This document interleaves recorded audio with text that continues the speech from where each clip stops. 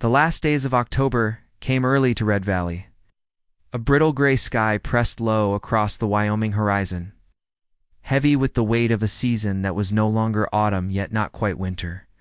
The sandstone cliffs loomed like the bones of the earth, mist curling at their edges. Wind rattled through bare aspens and cottonwoods, carrying the sharp scent of pine and limestone. This was a land that endured rather than welcomed, vast and stripped of warmth, and in that endurance it mirrored Ethan Cole himself. Ethan was 45. Once he had been tall and unyielding, a soldier built to carry heavy packs across deserts, to climb mountains with weapons clanking at his side, to kick through doors where danger waited. But years of battles had bent him slightly, as if pressed down by invisible weight. He wore a canvas jacket frayed at the seams, faded jeans that had seen more winters than he wanted to remember, and boots chewed by time. His face was carved with hard edges, stubble-peppered gray, his eyes restless and gray, like storm clouds that never broke. They rarely softened, even among strangers. He lived in his father's old ranch house on the valley's edge, a place that once carried voices, laughter, and music from a kitchen radio. Now its roof sagged with rust, its fences leaned, and its only voice was the wind sliding through broken slats. War had taken the rest. Afghanistan had carved deep scars into Ethan ones no bandage could close. At night he woke gasping, the crack of shutters becoming gunfire, thunder turning into mortar, the firewood's pop echoing the sound of rounds striking stone. He always slept with his back to the wall, but worse than noise was memory. Daniel Ross, his anchor, his closest friend, falling in an ambush he could never forget. Ethan carried the guilt like a shackle. If I had been faster, if I had done something different, maybe he'd still be here. So he chose silence. His wife left, tired of his absence even when he was home. He had no children.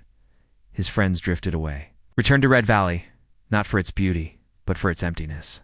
Each day he woke at dawn, chopped wood, fixed fences, ate beans and black coffee, walked the ridges and creek knots searching for anything, just moving as if motion itself kept the shadows at bay. He lived not with purpose, but with survival.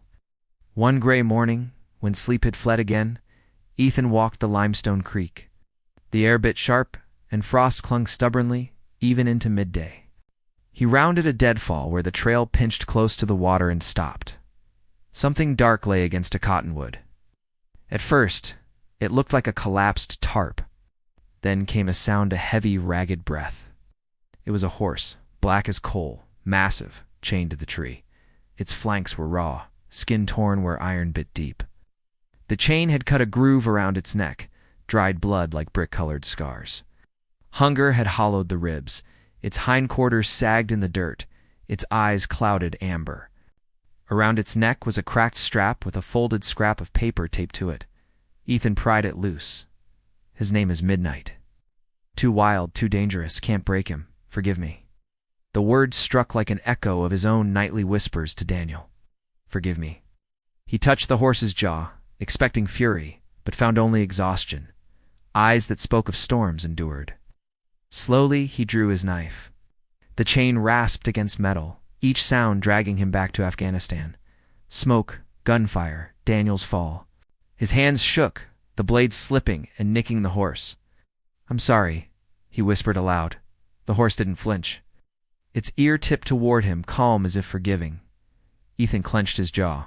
Not this time. Yes. He worked link by link until the chain collapsed into the dirt with a heavy clatter.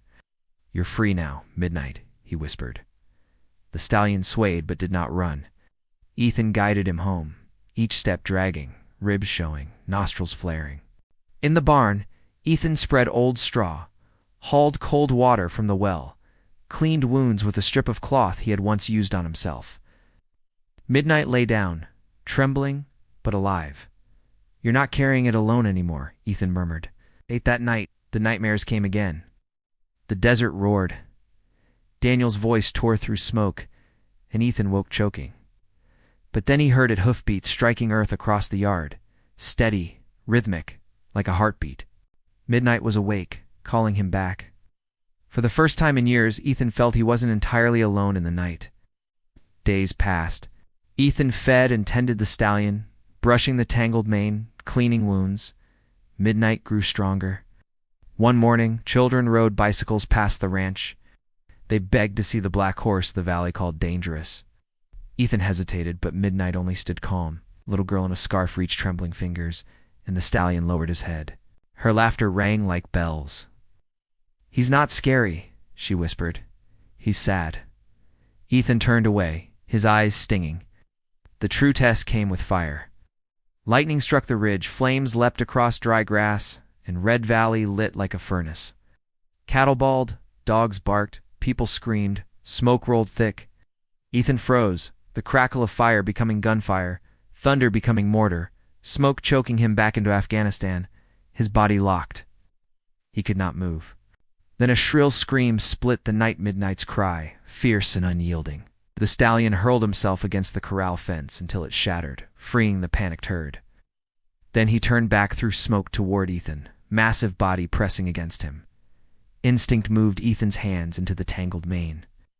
Midnight surged forward, carrying him through fire and ash into the meadow beyond. Stars reappeared overhead. Townsfolk on the ridge saw it. The black horse, once cursed, carrying a man from the flames, replaced fear.